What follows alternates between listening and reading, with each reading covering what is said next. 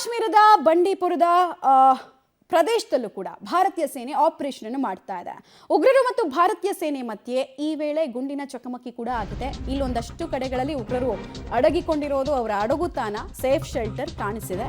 ಈ ವೇಳೆ ಭಾರತೀಯ ಸೇನೆ ಅವರನ್ನ ನ್ಯೂಟ್ರಲೈಸ್ ಮಾಡುವಂತಹ, ಅವರನ್ನ ಮುಗಿಸುವಂತಹ ಪ್ರಕ್ರಿಯೆಗೂ ಚಾಲನೆಯನ್ನು ಕೊಟ್ಟಿದೆ. ಈ ಗುಂಡಿನ ದಾಳಿಯಲ್ಲಿ ಇಬ್ಬರು ಪೊಲೀಸರಿಗೆ ಗಾಯ ಆಗಿದೆ ಅನ್ನೋದು ಗೊತ್ತಾಗ್ತಾ ಇದೆ. ಪೊಲೀಸರು, ಜಮ್ಮು ಕಾಶ್ಮೀರದ ಪೊಲೀಸರು ಕೂಡ ಸ್ಪೆಷಲ್ ಆಪರೇಷನ್ ಇದ್ದಾರೆ ಅಂತ ನಾನು ಹೇಳ್ತಾ ಇದ್ದೆ ನಿಮಗೆ. ಸೊ ಭಾರತೀಯ ಸೇನೆಯ ಯೋಧರು ಕೂಡ ಒಂದಷ್ಟು ಜನ ಇದ್ದಾರೆ. ಅವರೆಲ್ಲರೂ ಸೇರ್ಕೊಂಡು ಮಾಡ್ತಾ ಇರುವಂತಹ ಕಾರ್ಯಾಚರಣೆ ಆಗಿರೋದ್ರಿಂದ ಪರಸ್ಪರ ಗುಂಡಿನ ದಾಳಿ ಆಗ್ತಾ ಇದೆ. ಆದಷ್ಟು ಬೇಗ ಈ ಪ್ರದೇಶವನ್ನ ಕಂಟ್ರೋಲ್ಗೆ ತೆಗೆದುಕೊಳ್ಳುವಂತಹ ಸಾಧ್ಯತೆ ಸದ್ಯಕ್ಕೆ ಕಾಣಿಸ್ತಾ ಇದೆ. ಈ ಸೌತ್ ಕಾಶ್ಮೀರ್ ಇದೆಯಲ್ಲ, ಇದು ಮುಂಚಿನಿಂದನೂ ಅಷ್ಟೇ ಯಾವಾಗ ಈ ಆರ್ಟಿಕಲ್ 370 ಸ್ಕ್ರ್ಯಾಪ್ ಆಗೋಕ್ಕಿಂತ ಮುಂಚೆನೂ, ಸ್ಕ್ರ್ಯಾಪ್ ಆದ ನಂತರನೂ ಇದು ಸೌತ್ ಕಾಶ್ಮೀರ, ದಕ್ಷಿಣ ಕಾಶ್ಮೀರ ಅನ್ನೋದು ಉಗ್ರರ ಸ್ವರ್ಗ ಅಂತ ಕರೆಸ್ಕೊಳ್ತಾ ಇದ್ದಂತಹ ಪ್ರದೇಶ. ಇಲ್ಲಿ ಆಪರೇಷನ್ ಮಾಡೋದು ಕೂಡ ಅಷ್ಟು ಈಸಿ ಇಲ್ಲ, ಕುಂಬಿಂಗ್ ಕಾರ್ಯಾಚರಣೆ ಮಾಡೋದು ಅಷ್ಟು ಈಸಿ ಇಲ್ಲ. ಒಂದೇ ಒಂದು ಮಿಸ್ಇನ್ಫಾರ್ಮೇಷನ್ ನಾವು ಅನೇಕ ಯೋಧರನ್ನ ಕಳ್ಕೊಂಡಿರುವಂತಹ ಪಟ್ಟಿಯನ್ನು ನಿಮ್ಮ ಮುಂದೆ ನಾನು ಇಡ್ಬೋದು. ಅಷ್ಟರ ಮಟ್ಟಿಗೆ ಚಾಲೆಂಜಿಂಗ್ ಥಿಂಗ್ ಅದು. ಹೀಗಾಗಿ ಕ್ರೂಷಿಯಲ್ ಆಪರೇಷನ್ ಸದ್ಯಕ್ಕೆ ಆಗ್ತಾ ಇದೆ ಮತ್ತು ಈಗ ಸದ್ಯಕ್ಕೆ ಕಾರ್ಯಾಚರಣೆ ನಡೀತಾ ಇರೋದ್ರಿಂದ ಸೇನೆ ಇನ್ಯಾವುದೇ ಮಾಹಿತಿಯನ್ನು ಬಿಟ್ಕೊಡ್ತಾ ಇಲ್ಲ. ಆದರೆ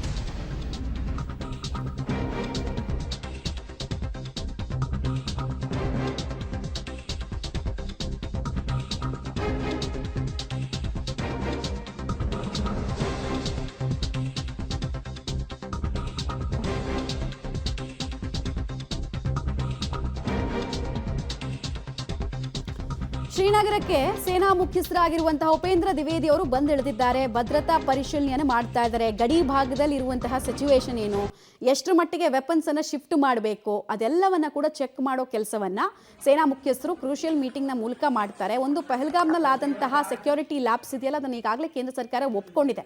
ಸೊ ಹಿಂದೆ ಆದಂತಹ ಒಂದು ಸಣ್ಣ ಮೈಮರವು ಇಲ್ಲಿ ಆಗಬಾರ್ದು ಅನ್ನೋ ನಿಟ್ಟಿನಲ್ಲಿ 3 ಪ್ರಮುಖ ಸ್ಥಳಗಳು ಬರುತ್ತೆ. ಅಂದರೆ ಅಲ್ಲಿ ವೆಹಿಕಲ್ಸ್ ಹೋಗೋದಕ್ಕಾಗಲ್ಲ ಆ 3 ಪ್ರದೇಶಗಳಲ್ಲಿ. ಅದರಲ್ಲಿ ಒಂದು ಪಹಲ್ಗಾಮು.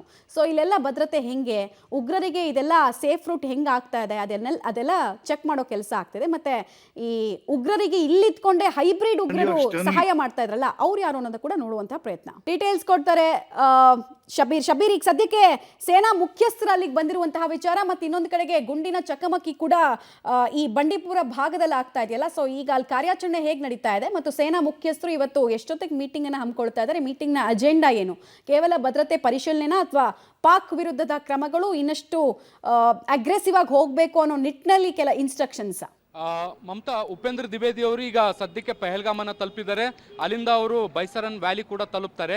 ಅಲ್ಲಿ ಘಟನೆ ನಡೆದಂಥ ಸ್ಥಳವನ್ನು ಅವರು ಪರಿಶೀಲನೆಯನ್ನು ಮಾಡ್ತಾರೆ ಮತ್ತು ಇಡೀ ಸ್ಥಳವನ್ನು ಅವರು ಚೆಕ್ ಮಾಡುವಂಥ ಕೆಲಸವನ್ನು ಕೂಡ ಮಾಡ್ತಾರೆ. ಸ್ಥಳೀಯ ಅಧಿಕಾರಿಗಳಿಂದ ಘಟನೆ ಹೇಗಾಯಿತು ಅನ್ನೋದಕ್ಕೆ ಸಂಬಂಧಪಟ್ಟಂತೆ ಮಾಹಿತಿಯನ್ನು ಕೂಡ ಸಂಗ್ರಹಿಸುವಂಥ ಕೆಲಸವನ್ನು ಕೂಡ ಮಾಡ್ತಾರೆ.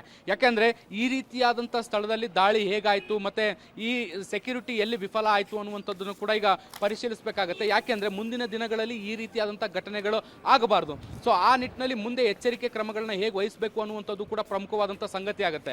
ಇದು ಒಂದು ವಿಚಾರ. ಆದರೆ ಎರಡನೇದು, ಅವ್ರು ಬಂದು ದಾಳಿ ಮಾಡಿದಂಥ ರೀತಿ ನೀತಿಗಳು ಏನು, ಹೇಗೆ ಅನ್ನುವಂಥದ್ದನ್ನು ನೋಡಿಕೊಂಡು ಅದರ ಮೇಲೆ ಇದರ ಹಿಂದೆ ಯಾರು ದಾಳಿ ಇರ್ಬೋದು, ಯಾರು ಇದನ್ನು ಹೇಗೆ ಪ್ಲಾನ್ ಮಾಡಿರ್ಬೋದು ಅನ್ನುವಂಥದ್ದನ್ನು ಕೂಡ ಒಂದಿಷ್ಟು ಅಂದಾಜುಗಳನ್ನ ಮಾಡ್ಬೋದು, ಅದನ್ನು ಸ್ಟಡಿಯನ್ನು ಮಾಡ್ಬೋದು. ಅದ್ರ ಮೇಲೆ ಮತ್ತಷ್ಟು ಮುಂದಿನ ದಿನಗಳಲ್ಲಿ ಭದ್ರತೆಯನ್ನು ಹೆಚ್ಚು ಮಾಡುವಂಥದ್ದು ಅಥವಾ ಆ ಸೇನಾ ಕಾರ್ಯಾಚರಣೆಗಳಿಗೆ ಅನುಕೂಲವಾಗುವಂಥ ವಾತಾವರಣವನ್ನು ನಿರ್ಮಿಸಿಕೊಡುವಂಥ ನಿಟ್ಟಿನಲ್ಲಿ ಈಗ ತಯಾರಿಗಳನ್ನ ಮಾಡ್ಕೊಳ್ಬೇಕಾಗುತ್ತೆ. ಹಾಗಾಗಿ ಖುದ್ದು ಅವರೇ ಬಂದು ಇಲ್ಲಿ ಪರಿಸ್ಥಿತಿಯನ್ನು ಅವಲೋಕನ ಮಾಡುವಂಥ ಕೆಲಸವನ್ನು ಕೂಡ ಮಾಡ್ತಾ ಇದ್ದಾರೆ. ಒಂದು ಕಡೆ ಇವರು ಪರಿಸ್ಥಿತಿಯನ್ನು ವಿಶ್ಲೇಷಿಸುವಂಥ ಕೆಲಸಗಳಾಗ್ತಾ ಇದ್ದಾರೆ, ಮತ್ತೊಂದು ಕಡೆ ಬಂಡೀಪುರ ಸೇರಿದಂತೆ LOC ಯಲ್ಲೂ ಕೂಡ ಅಪ್ರಚೋದಿತ ಗುಂಡಿನ ದಾಳಿ ನಡೀತಾ ಇದೆ. ಬಂಡೀಪುರದಲ್ಲಿ ಕೂಡ ಈಗ ದಾಳಿಗಳಾಗ್ತಾ ಇರುವಂಥ ಹಿನ್ನೆಲೆಯಲ್ಲಿ ಕೆಲವೊಂದಿಷ್ಟು ಸೇನಾಧಿಕಾರಿಗಳಿಗೂ ಕೂಡ ಗಾಯಗೊಂಡಿದ್ದಾರೆ ಅನ್ನುವಂಥ ಮಾಹಿತಿಗಳು ಕೂಡ ಈಗ ಸದ್ಯಕ್ಕೆ ಸಿಗ್ತಾ ಇದ್ದಾವೆ. ಅವರನ್ನು ಸ್ಥಳೀಯ ಆಸ್ಪತ್ರೆಗೂ ಕೂಡ ದಾಖಲಿಸುವಂಥ ಕೆಲಸಗಳಾಗಿದ್ದಾವೆ. ಒಂದು ರೀತಿ ಈಗ ಗಡಿಯಲ್ಲಿ ಉದ್ವಿಗ್ನವಾದಂಥ ವಾತಾವರಣ ನಿರ್ಮಾಣ ಆಗಿರುವಂಥದ್ದು. ಪಾಕ್ ಕೂಡ ಒಂದು ರೀತಿ ಆತಂಕದಲ್ಲಿದೆ. ಭಾರತ ಯಾವ ರೀತಿಯಾದಂಥ ದಾಳಿ ಮಾಡಬಹುದು, ಆ ದಾಳಿಯನ್ನು ಹೇಗೆ ಸಹಿಸ್ಕೋಬೇಕು ಅನ್ನುವಂಥದ್ದು. ಯಾಕೆಂದರೆ ಈ ಹಿಂದೆ ಕೂಡ 2 ಬೃಹತ್ ದಾಳಿಗಳನ್ನು ಪಾಕಿಸ್ತಾನ ಕಂಡಿದೆ. ಸೊ ಹಾಗಾಗಿ ಈ ದಾಳಿಯ ಹೊಡೆತವನ್ನು ಕೂಡ ಸಹಿಸ್ಕೊಳ್ಳಿಕ್ಕೆ ಸಾಧ್ಯ ಆಗಲ್ಲ. ಹಾಗಾಗಿ ಆ ಡೈವರ್ಟ್ ಮಾಡುವಂಥ ಪಾಲಿಸಿಯನ್ನು ಈಗಾಗಲೇ ಗಡಿಯಲ್ಲಿ ಶುರು ಮಾಡಿಕೊಂಡಿರುವಂಥದ್ದು. ಆದಾಗ್ಯೂ ಕೂಡ ಭಾರತ ಇದಕ್ಕೆ ಹೇಗೆ ಪ್ರತೀಕಾರವನ್ನು ತೀರಿಸಿಕೊಳ್ಳುತ್ತೆ ಅನ್ನುವಂಥದ್ದನ್ನು ಕೂಡ ನಾವು ನೋಡಬೇಕಾಗುತ್ತೆ. ಮಮತಾ.